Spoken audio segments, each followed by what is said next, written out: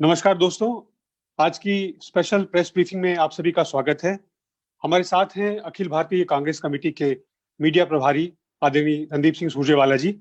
मैं उनसे आग्रह करूंगा कि बिना समय व्यतीत किए हुए तुरंत जो है ब्रीफिंग शुरू करें।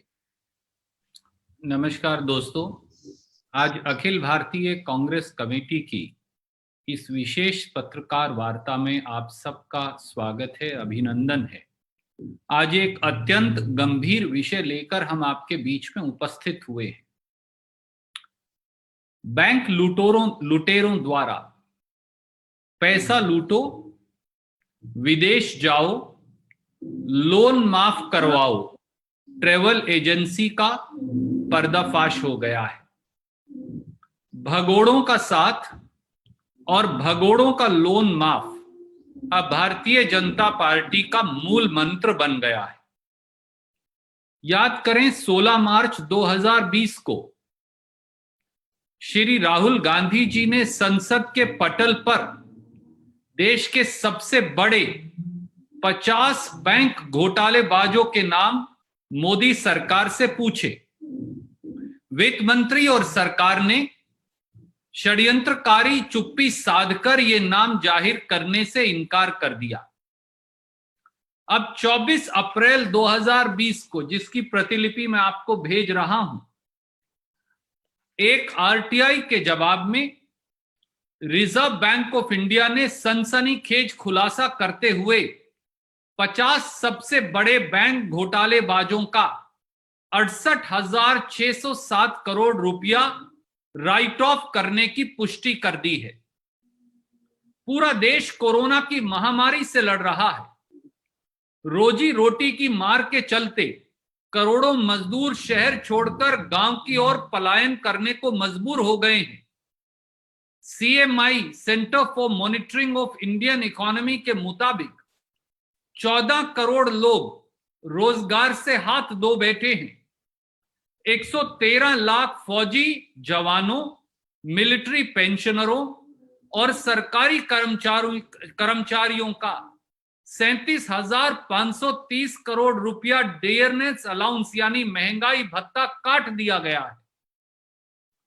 सभी सरकारी व प्राइवेट सेक्टर के कर्मचारियों, कंपनियों और व्यवसायियों से कोरोना से लड़ाई लड़ने के लिए हजारों करोड़ रुपया दान ले लिया गया है।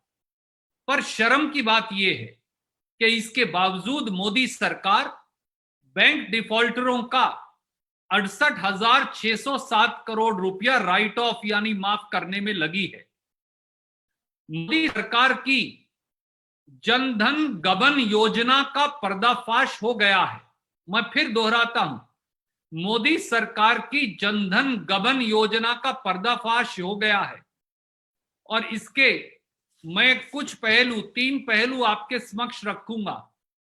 पहला, 24 अप्रैल 2020 की आरटीआई में 50 सबसे बड़े बैंक घोटालेबाजों के 68,607 करोड़ रुपया बैंक राइट ऑफ की सूची में सबसे पहला नाम मेहुल चोकसी, नीरव मोदी की जोड़ी का है, जिनकी कंपनी गीतांजलि जेम्स, गिली इंडिया, नक्षत्र ब्रांड्स का 8,048 करोड़ रुपया मोदी सरकार ने राइट ऑफ किया है।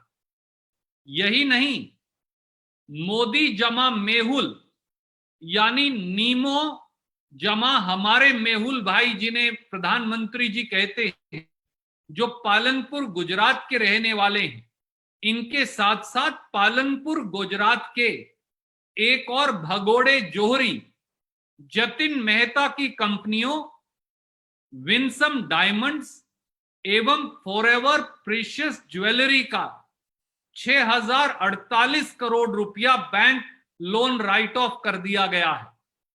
एक और भगोड़े विजय माल्या की कंपनी किंगफिशर एयरलाइंस का 1,943 या 1,950 करोड़ रुपया माफ कर दिया गया है। क्या मोदी सरकार और प्रधानमंत्री श्री नरेंद्र मोदी कोरोना की महामारी के समय इन 50 सबसे बड़े बैंक डिफॉल्टरों का लगभग 68,607 करोड़ रुपया राइट ऑफ करने की असीम कृपा का कारण देश को बताएंगे? दूसरा, मोदी सरकार ने 2014-15 से 2019-20 सितंबर 2019 तक बैंक घोटालेबाजों का, और आप चौंक जाएंगे ये सुनकर, ध्यान से सुनिए, 5.5 वर्षों में मोदी सरकार ने बैंक घोटालेबाजों का 6,66,000 करोड़ रुपया राइट ऑफ कर दिया है। इनमें 5.5 वर्ष यानी सितंबर 2019 तक, 2014-15 से सितंबर 2019 तक 100 करोड़ रुपए से अधिक के घोटालेबाजों का बैंक लोन माफी की राशि 5,10,000 करोड़ रुपया है, जो प्रति वर्ष, जिसका विवरण इस प्रकार से है: 2014-15 में 100 करोड़ से अधिक का bank loan right of 40,800 crore, 2015-16 में 29,178 करोड़, 2016-17 में 57,821 करोड़, 2017-18 में लगभग 89,400 करोड़, 2018-19 में 2,12,000 करोड़, और 2019-20 में अकेले 30 सितंबर 2019 तक 80,893 करोड़। 30 सितंबर 2019 तक ये राशि 5,10,014 करोड़ रुपया बनती है। 5 ट्रिलियन इकोनॉमी का वादा कर 5 लाख करोड़ से अधिक का बैंक लोन राइट ऑफ कर दिया, बैंक का लोन डिफॉल्टर्स का। यह मोदी सरकार का नजरिया है। और तीसरी छोटी सी और महत्वपूर्ण बात, मोदी सरकार ने 5.5 साल में यानी 2014-15 से 30 सितंबर 2019 तक 32,868 बैंक लोन फ्रॉड के केस सामने आए, जिसमें आपका और मेरा, इस देश की आम जनता का, जिनका महंगाई भत्ता काटा जा रहा है, जिनके व्यवसाय और दुकानदारी ठप हैं, जो गरीब मजदूर का 2,70,513 करोड़ रुपया बैंक फ्रॉड में डूब गया। ये सारी डिटेल्स भी मैं आपको दे रहा हूं।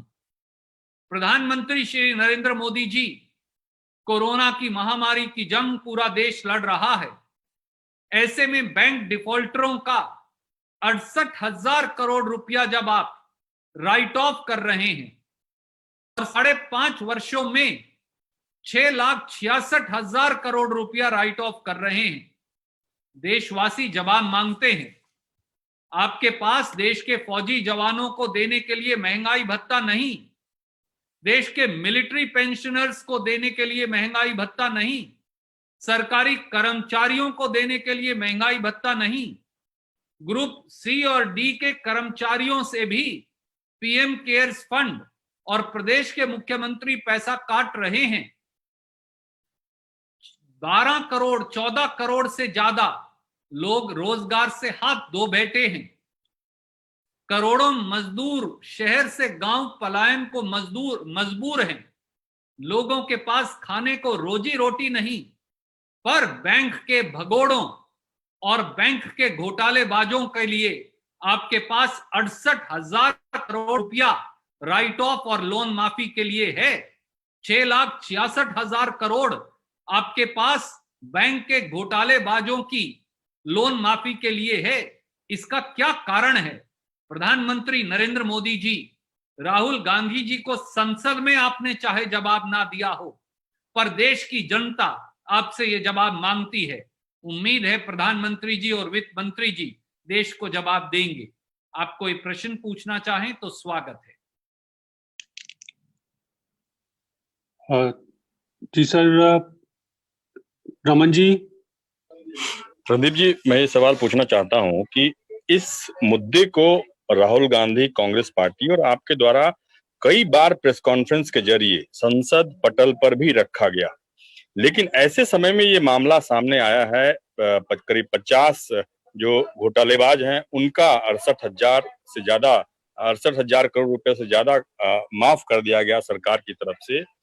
क्या आपको लगता है कि प्रधानमंत्री को इस पूरे मामले में सफाई देनी चाहिए, क्योंकि सरकार के मुखिया के तौर पर उनकी जिम्मेदारी है, और सरकार के मुखिया और कई ऐसे लोग हैं जिनसे उनकी दोस्ती या उनसे काफी अच्छे संबंध के बारे में सबको पता है। आपके सवाल के लिए साधुवाद।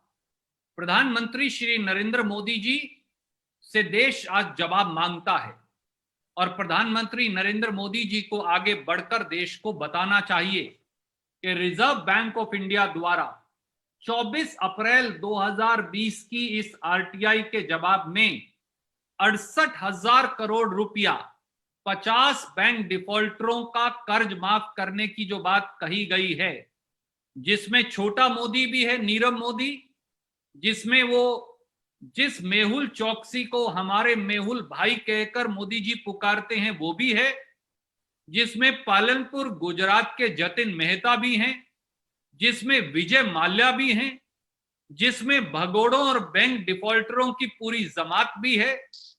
आज जब कोरोना महामारी से देश लड़ रहा है और एक एक रुपया देश बचा रहा है, तो 68,000 करोड़ रुपया इन बैंक के डिफॉल्टर्स का माफ करने का और असीम कृपा का कारण क्या है? प्रधानमंत्री जी मौन नहीं रह सकते, उन्हें देश को यह बताना ही पड़ेगा। यह हमारी मांग है देश के 130 करोड़ लोगों की ओर से। सैयद इमाम साहब IANS से पूछें। सर, मेरा ये सवाल है कि जिस तरह से इस राइट ऑफ किया गया बिना ऊपर लेवल से परमिशन लिए ही प्रधानमंत्री वित्त मंत्री को कॉन्फिडेंस में लिए बैंक के काम तो करेंगे नहीं, तो आपको लगता है कि इसमें टॉप लेवल के लोग इन्वॉल्व हैं? प्रधानमंत्री जी और वित्त मंत्री जी की अनुमति के बगैर क्या 68,000 करोड़ रुपया बैंक डिफॉल्टर्स का राइट ऑफ किया जा सकता है? क्या 5.5 साल में 6,66,000 करोड़ रुपया जो राइट ऑफ हुआ वो प्रधानमंत्री जी की जानकारी के बगैर था? अगर वो इस प्रकार की अप्रत्याशित बात कहेंगे तो क्या उसे देश का कोई 130 करोड़ में से एक नागरिक भी स्वीकार कर पाएगा?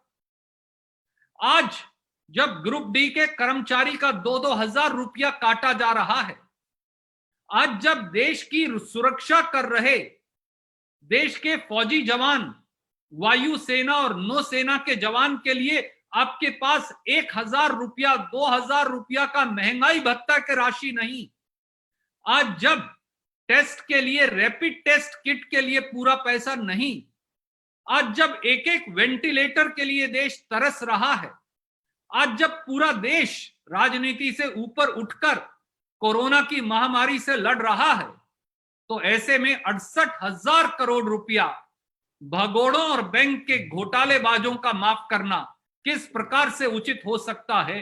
मोदी जी को यह जवाब तो देश को देना ही पड़ेगा। धन्यवाद। Thank you sir. अगला सवाल अरुण जी हैं, नेटवर्क 18 से। अरुण जी सवाल पूछे। रणदीप जी, इससे इतर मेरा 2 विषयों पर सवाल है। एक तो जो पाल घर की, माफ कीजिए, क्या पहले इस पर मैं ये खत्म इस विषय पे ले लेते? ठीक है, इस विषय पर लीजिए, मैं वेट कर रहा हूँ। प्रीति, क्या आपका सवाल सुमो मोटो पर है? प्रीति साहब, ओके, पूछिए। मेरा सवाल ये है कि आपने जिस तरीके से बताया कि बड़े जिन लोगों ने लोन लिए, जो बिजनेसमैन हैं, उनका लोन तो माफ किया गया, उनके लोन को राइट ऑफ किया गया, लेकिन सरकारी कर्मचारी, जैसा आपने खुद भी कहा और पहले भी इस मुद्दे को उठाया था, कि सरकारी कर्मचारी जो मध्यम वर्गीय श्रेणी में आते हैं, सबसे ज्यादा जिनके ऊपर इस वक्त कोरोना की मार झेल रही है, क्योंकि उनकी सैलरी से भी कंपलसरी तकरीबन अगले 6 महीने तक डिडक्शंस होने वाले हैं। ऐसे में क्या हम ये मान लें कि ये सरकार कर्मचारी विरोधी है और उनके हित की चिंता नहीं कर रही है? और साथ साथ आप लोग क्योंकि लगातार स्टेट से डिमांड करते रहे हैं कि हमें एक आर्थिक पैकेज चाहिए, आप लोगों को आर्थिक पैकेज मिल नहीं रहा, तो आखिर क्या वजह है कि इन खास लोगों पर मेहरबानी हो रही है? आप इसको किस तरीके से देखते हैं? आज देश के सरकारी कर्मचारी, देश के निजी क्षेत्र के कर्मचारी, मैं तो ये भी कहूंगा मीडिया के साथी भी आज उनकी नौकरियों पर खतरा मंडरा रहा है। जैसा centre for monitoring of Indian economy ने कहा और मैंने इस पत्रकार वार्ता में बताया, 14 करोड़ लोग रोजगार और रोटी से हाथ धो बैठे हैं, करोड़ों मजदूर पलायन कर गए हैं, medium, micro, small and medium industries बर्बादी की कगार पर आकर खड़ी हो गई है, दुकानदारों का धंधा चौपट हो गया है, व्यवसाय बंद पड़े हैं। ऐसे में इन सेक्टर्स की मदद करने की बजाय, ये सुनिश्चित करने की बजाय कि कर्मचारियों का पैसा ना काटा जाए, उनकी नौकरियां ना जाएं, मोदी सरकार 68,000 करोड़ रुपया बैंक के जो घोटालेबाज हैं और बड़े बड़े मगरमच्छ हैं उनका माफ कर रही है। ये इस सरकार के दोहरे मापदंड और ये सूट बूट सरकार केवल बैंक के भगोड़ों के लिए बनी है, ये उसको कहीं ना कहीं दर्शाता है। महामारी के इस समय में इतने कड़े शब्दों का इस्तेमाल आज जरूरी हो गया जब 24 अप्रैल 2020 को इस प्रकार का देश के साथ अहित की खबर आरबीआई के, आरटीआई के से सामने आई। ऐसे में देश के प्रधानमंत्री और वित्त मंत्री जवाब क्यों नहीं दे रहे?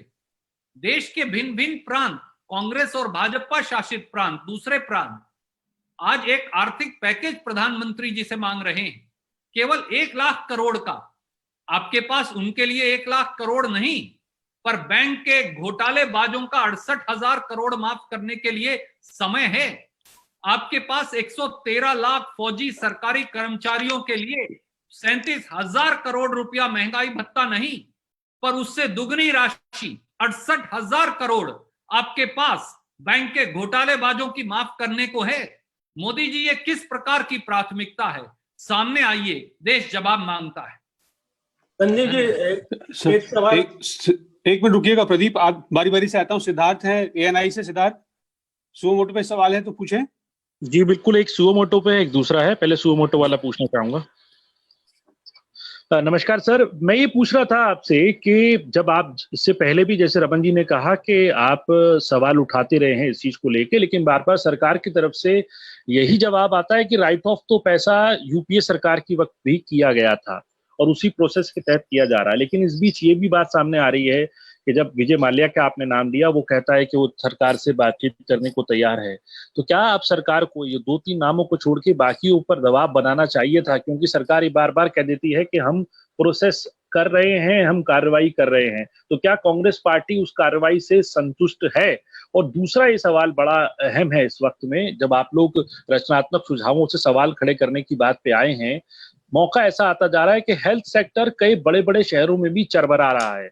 अहमदाबाद की बात करें तो किसी से तस्वीर छुपी नहीं है, नंबर किस तरीके से बढ़ रहे हैं। दिल्ली जैसे शहर में कई बड़े अस्पताल इसलिए बंद हो चुके हैं कि वहां पर बड़े इनॉर्मस नंबर्स के अंदर कर्मचारी, जो स्वास्थ्य कर्मचारी हैं, वो पॉजिटिव पाए जा रहे हैं और उस बड़ा इलाका जो है आबादी का, उससे प्रभावित हो रहा है। तो उस पर भी आप लोग क्या सवाल खड़ा करेंगे? सरकार से क्या सवाल पूछना चाहें? सिद्धार्थ जी, सबसे पहले तो ये है कि मोदी सरकार की आज कोरोना महामारी के समय प्राथमिकता है क्या? क्या जनता की जेब से पैसा निकालकर 68,000 करोड़ रुपया बैंक डिफॉल्टरों को देना ही मोदी सरकार राजधर्म मान बैठी है? सीधा प्रश्न ये है।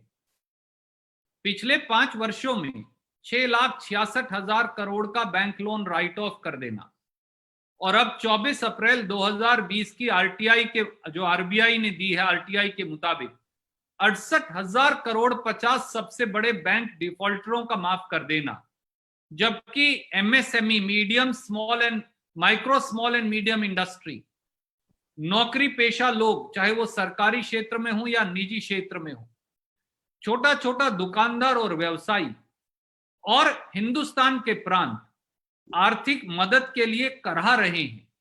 तो ऐसे में सरकार की प्राथमिकता क्या है? प्रश्न ये है। और इसका जवाब मोदी जी मौन धारण कर टाल नहीं सकते।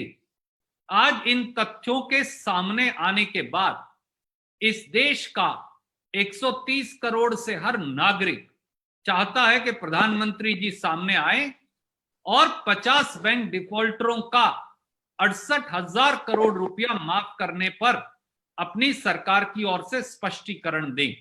धन्यवाद। Thank you sir. Samiya ji, आपका सवाल सुओ मोटो पर है? Yes, sir. जी पूछिए। Hello, sir. Good afternoon. Firstly, I will also request you if there's time later, can you say a little bit of this in English in brief? But my question to you is the fact that Rahul Gandhi had also mentioned that this lockdown is only a pause button to try and better equip India's medical sector with better infrastructure. Do you think this government is misusing this time around to try and settle these scores, to try and help these defaulters for that matter? Dupe, deceive, and depart. This seems to be the policy being followed by Modi government when it comes to bank defaulters. 24th April 2020 will go down in the history of India as one of the most important dates when Reserve Bank of India, through an RTI reply, disclosed that Modi government has written off loans worth 68,000 crore of the 50 top bank defaulters. Right on top of that list are two of Prime Minister Modi ji's favorite persons. One is Chota Modi, Nirav Modi, and the second is Mehul Choksi, the duo, whose 8,048 odd crore rupees have been written off. Along with them, one more jeweler who is also an absconder from Palanpur, Gujarat, that is Jatin Mehta, whose companies have got similar benefit of 6,038 crore. And the third bank defaulter and absconder, Vijay Mallya, is right there up in the list, whose Kingfisher Airlines loans worth 1,943 crore have been written off. It raises pertinent question. The entire country is fighting coronavirus. The entire country is united. It's one in fighting the virus. Thousands and thousands of people have contributed hundreds and thousands of crores to PM Care Fund, to National Relief Funds, as also to the state relief funds. Prime Minister has no money. Government of India has no money for crores of laborers who have been constrained to go back to their villages and migrate from the cities in absence of livelihood as also ration. Prime Minister and Government of India has no money to pay dearness allowance to our army men, to Air Force people, to Navy people, to 113 lakh government employees, and has cut 37,000 odd crores of dearness pay. A single rupee has not been given to the MSME sector, to the shopkeepers, or to the industry. Farmers is facing the fury of the nature, as also non-availability of minimum support price. In the middle of this crisis, to give 68,000 crore rupees of loan write-offs to 50 top defaulters reflects the misconceived priorities as also the dishonest intention of Modi government. Prime Minister Modi can no longer remain mum. He has to come forward and answer to the 130 crore people of India. This is a classical case of promoting dupe and depart. Dupe, deceive and depart. This Jan Dhan Gaban Yojana of Modi government can no longer be accepted and Prime Minister needs to answer. Thank you. Thank you sir. Pradeep Meghraj ji, क्या आपका सवाल भी suo motu पर है? इसी से जुड़ा हुआ है जी, पूछें। धन्यवाद। नमस्कार रणदीप जी, बहुत बहुत स्वास्थ्य की शुभकामनाएं आपको। ऐसे बात हो रही है आपसे। आज मेरा सवाल है सर, जो आपने बड़े आरोप लगाए हैं, कल प्रधानमंत्री ने राज्यों के मुख्यमंत्रियों के साथ जब चर्चा की थी तब उन्होंने अर्थव्यवस्था की टेंशन न लें ये बात कही थी और एक भरोसा दिलाया था कि अर्थव्यवस्था के मोर्चे पर सरकार काम कर रही है। अब जब आप एक बड़ा आरोप लगा रहे हैं, एक बड़ा पूंजीपतियों को सरकार एक रकम का जिस तरीके से एक घोटाला है, तो कैसे में ये कोरोना के चलते क्या राज्यों को सही मदद मिल पाएगी, बड़े सवाल हैं। और ऐसे वक्त क्या आप उम्मीद करेंगे कि सरकार जिस आर्थिक पैकेज की बार बार जिक्र करती है, लेकिन अभी तक मध्यम वर्ग को कोई राहत नहीं मिली है कोरोना की इस लड़ाई में। गरीबों के लिए जो पैकेज हुआ था उसका भी सही इम्प्लीमेंटेशन हुआ है नहीं हुआ, इसका कोई पता नहीं। तो ऐसे में कैसे राहत मिलेगी, बड़े सवाल हैं। बड़े आरोप के बाद आपको क्या आर्थिक पैकेज की कोई उम्मीद है? अब मोदी सरकार की मंशा पर अलग अलग जगह अब सवाल उठने लगे हैं। पहले दिन से ही कांग्रेस अध्यक्षा जी ने, श्रीमती सोनिया गांधी जी ने और राहुल गांधी जी ने ये कहा कि हम किसी वाद विवाद में नहीं पड़ेंगे और सरकार की कोरोना महामारी से लड़ाई में मदद करेंगे। हम आज भी अडिग हैं, पर जनता के प्रहरी होने के नाते हमारा कर्तव्य है कि सरकार को आईना भी दिखाएं और जनता को पत्रकार मित्रों के माध्यम से हम जागृत भी करें। बड़ी सीधी बात यह है, 24 अप्रैल 2020 को आरटीआई खुलासे में यह सामने आया है कि देश के 50 सबसे बड़े बैंक डिफॉल्टरों को 68,000 करोड़ का बैंक लोन राइट दिया गया। कल ही अलग अलग प्रांतों के मुख्यमंत्रियों ने प्रधानमंत्री जी से ये कहा कि कोरोना से लड़ाई प्रांत लड़ रहे हैं और इसलिए उनको आर्थिक मदद की आवश्यकता है और 1 लाख करोड़ के पैकेज की मांग की। परंतु प्रांतों के लिए 1 लाख करोड़ प्रधानमंत्री जी और मोदी सरकार के पास नहीं। फिर 68,000 करोड़ इन 50 बैंक डिफॉल्टरों का बैंक लोन राइट ऑफ करने के लिए कहां से आ गया? आपके पास 113 लाख फौजियों, मिलिट्री पेंशनरों और सरकारी कर्मचारियों के लिए महंगाई भत्ते के सालाना 37,000 करोड़ भी नहीं, पर 50 बैंक डिफॉल्टरों को बैंक लोन राइट ऑफ देने के लिए 68,000 करोड़ है। क्या यह इस सरकार के दोहरे मापदंड और इस सरकार की दुर्भावना का सबसे बड़ा सबूत नहीं? और इसीलिए हमने कहा कि प्रधानमंत्री जी सामने आए और इस पूरी बात पर अपना स्पष्टीकरण दें। धन्यवाद। और प्रणव जी कोई और प्रश्न आप देना चाहें तो? मेरे ख्याल से सर अब हम अन्य सवालों पर चलें। नहीं, मेरे एक सुओ मोटो पे है। मैं संदीप। अच्छा, सुओ मोटो पे है आप। संदीप जी पूछिए वर्तमान से। हाँ, नमस्कार रणदीप जी, मैं संदीप बोल रहा हूँ वर्तमान से। सुओ मोटो पे है मेरा क्वेश्चन। हेलो जी जी पूछिए संदीप भाई। एक तो आपने ये बोल रहा है कि 50 लोगों को जो लोन माफ किया है, तो आरटीआई में आरबीआई ने ये क्या बोला कि कारण क्या है? एक, माफ करने का कारण क्या है? दूसरा, इस 50 लोगों के बीच डायरेक्टली बीजेपी का कोई बिजनेसमैन है? आपके सवाल के लिए साधुवाद। जो 50 लोगों का लोन राइट ऑफ हुआ है, आरबीआई ने केवल इतनी ही सूचना दी है। मैं इस आरटीआई की कॉपी आपको भी भेज रहा हूं प्रेस विज्ञप्ति के साथ।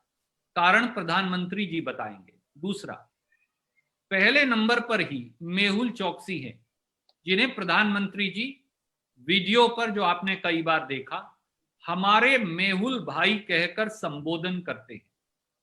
नीरव मोदी, छोटे मोदी भी इसके अंदर हैं, विजय माल्या भी हैं, जतिन मेहता भी हैं।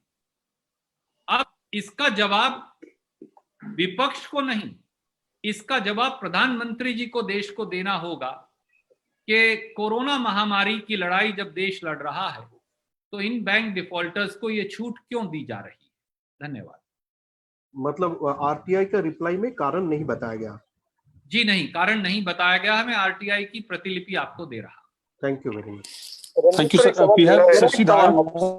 शशिधर पाठक जी हैं, सुओ मोटो पर पूछना चाहते हैं। सचिव पूछिए। हाँ सर, मेरा सवाल है, क्या आप मेरी आवाज सुन पा रहे हैं सर? मेरी आवाज सुन पा रहे हैं सर?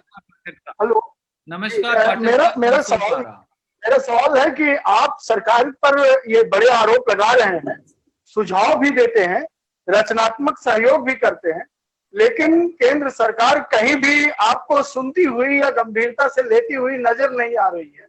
पहले भी नहीं आई, अब भी नहीं आ रही है। तो इसका कारण क्या है जो सरकार अभी आपको गंभीरता से नहीं ले रही है, जबकि आप रचनात्मक सुझाव दे रहे हैं, आप सहयोग कर रहे हैं, आप बड़े आरोप भी लगा रहे हैं और बड़े घोटाले भी उजागर कर रहे हैं, तो सरकार क्यों आप पर ध्यान नहीं दे रही है? क्या कारण हो सकता है सर? आपका सवाल सही है, परंतु गलत व्यक्ति से पूछा जा रहा है। दुर्भाग्य से प्रधानमंत्री जी ने तो पिछले 5.5 वर्षों में एक भी पत्रकार वार्ता नहीं की, नहीं तो वो शायद आप उनसे पाठक साहब ये प्रश्न पूछते और शायद वो जवाब देने की जहमत दिखाते।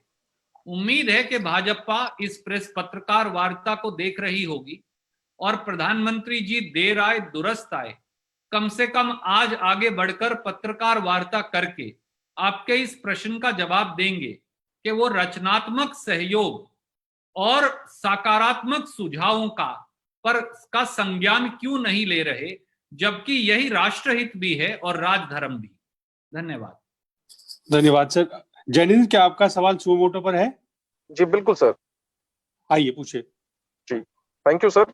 सर आपने जो बात रखी उससे ऐसा लगता है जैसे सरकार कोरोना महामारी के दौरान ये ऋण माफी कर रही है या राइट ऑफ कर रही है, लेकिन जो आरटीआई आरबीआई के द्वारा दिया गया है, जो आप लोगों की तरफ से मीडिया को दिया गया है, उसमें पता चलता है कि ये पहले का मामला है जो आरटीआई के जरिए आरबीआई ने बताया है कि ये वो 50 लोग हैं जिनका जो है वो बड़े नाम है जिनका राइट ऑफ किया गया है। तो एक तरफ जब आप कहते हैं कि कोरोना के वक्त में हम सरकार को सहयोग देने को तैयार हैं, तो क्या ये बेहतर नहीं होगा कि इसी मामले पर जब कोरोना की जंग हम जीत लें, इसके बाद सरकार से सवाल पूछा जाए, क्योंकि ये लिस्ट पुरानी है और आप पेश ऐसे कर रहे हैं जैसे कि इस दौरान ये सब कुछ हो रहा है। Thank you.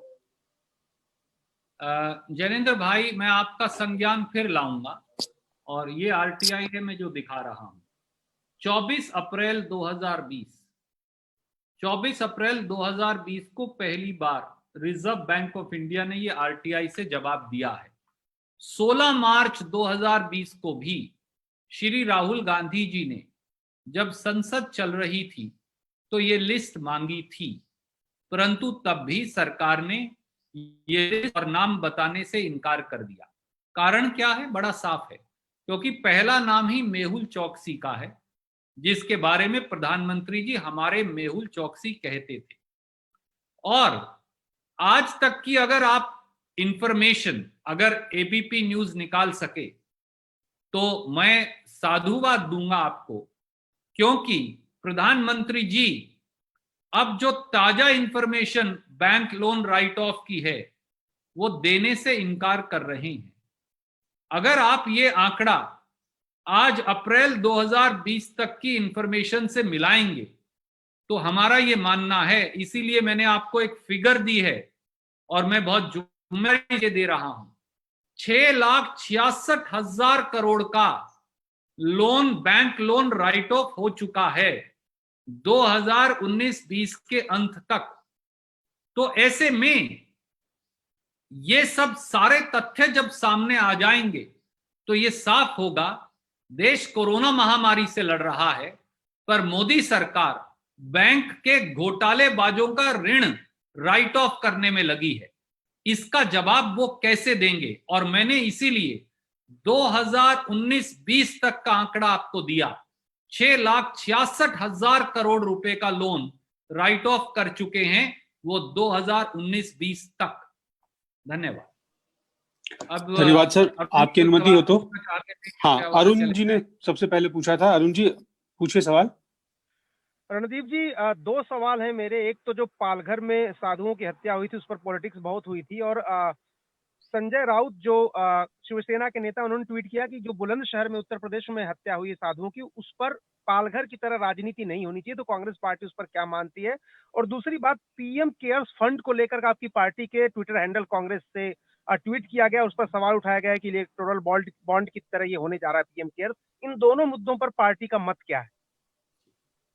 मैं आपके पहले प्रश्न का जवाब दूं, क्योंकि पूरे देश में साधु संतों और धर्म में विश्वास और आस्था रखने वाले हर व्यक्ति का मन छलनी हुआ, अति पीड़ा हुई।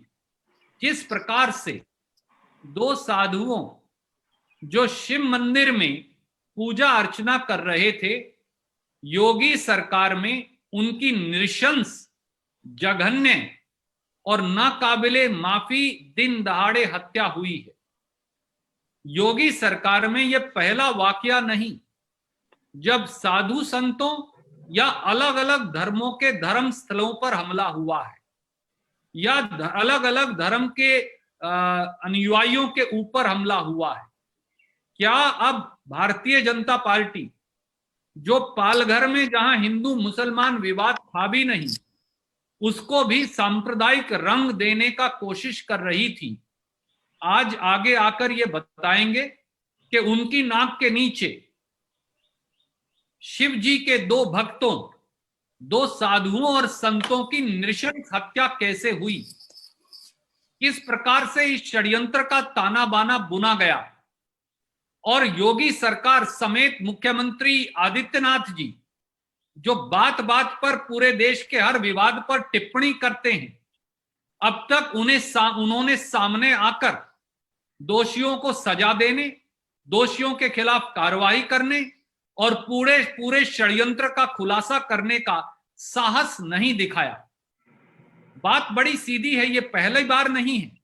मैं याद दिलाऊं, हरियाणा में मुख्यमंत्री श्री मनोहर लाल खट्टर के गृह जिले करनाल में भी शायद 1 साल भी नहीं हुआ, इसी प्रकार से एक महत्वपूर्ण मंदिर के 2 पुजारियों की गर्दन काटकर एक नृशंस हत्या के हादसे ने पूरे प्रदेश और उत्तरी भारत का दिल दहलाया था। बार बार भारतीय जनता पार्टी की सरकारों में साधु संतों पर, धर्म के स्थानों पर हमला बोला जाता है, पर भारतीय जनता पार्टी के नेतागण, उनके अध्यक्षगण, उनके गृह मंत्री और मुख्यमंत्रीगण केवल एक मौन धारण कर लेते।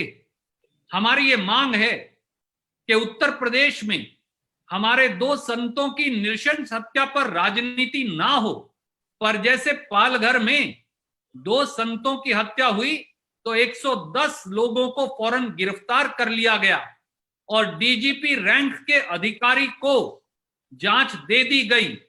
आदित्यनाथ जी और भारतीय जनता पार्टी के राष्ट्रीय अध्यक्ष सामने आए और बताएं कि इस षड्यंत्र के लिए कौन दोषी है, कितने लोग गिरफ्तार किए गए हैं और कब तक इन दोषियों को सजा मिलेगी। धन्यवाद। सर दूसरा सवाल रह गया, वो पीएम केयर फंड वाला। आपकी पार्टी ने ट्विटर हैंडल से ट्वीट किया है वीडियो और कहा है कि ये उसी तरह से षड्यंत्र है जैसे इलेक्टोरल बॉन्ड था। बात बड़ी सीधी है। पीएम केयर्स फंड में हमारे सब सांसदों ने अपनी अपनी तनख्वाह का पैसा दिया। इस देश के करोड़ों लोगों ने, कंपनियों ने, व्यवसायियों ने, आम जनमानस ने, कर्मचारियों ने पैसा दिया।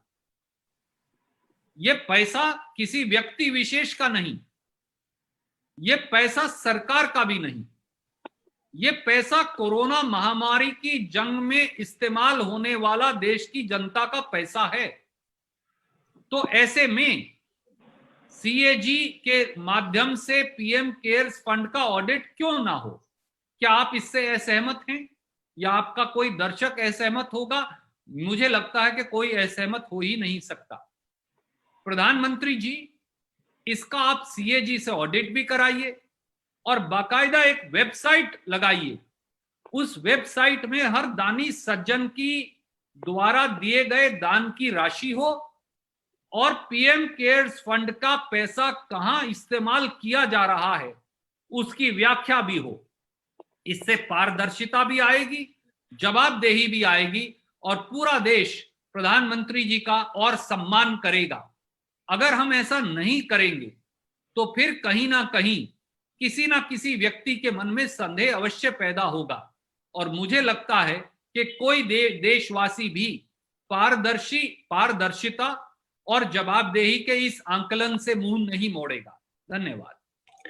Thank you sir. अगला सवाल आनंद पटेल जी, इंडिया टुडे से। 2 more questions, sir. Anand Patel, after that Masud.